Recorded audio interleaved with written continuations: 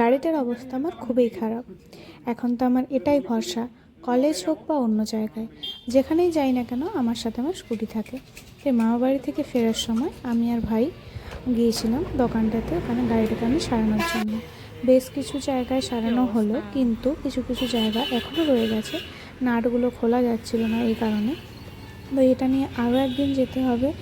ওয়েদারটা এতটাই খারাপ করছিল, ভাবছিলাম কি হবে জানি না, বাড়ি ফিরতে পারবো কি না। তো ফাইনালি বাড়িতে চলে এসেছিলাম, কিন্তু আসার পর বিকেল দিকে বাড়ির এখানের ওয়েদারটা ঠিক এরকম হয়েছিল, জাস্ট অসাধারণ।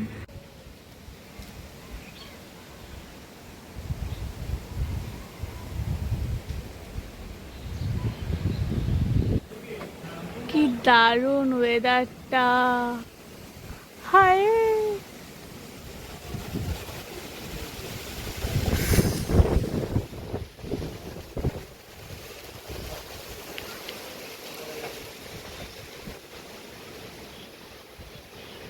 এই সময়টা যদি ঘুরতে যাওয়া যেত কি ভালোটাই না হতো, কিন্তু এখন তো ঘুরতে যাওয়া যাবে না, এরকম তোমার দেখাচ্ছে। इतनी ठंडी ठंडी हवाएं।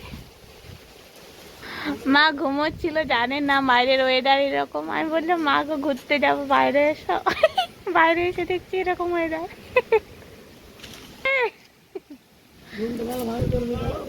ये देखो मेरी मम्मी काम पे लग जाओ।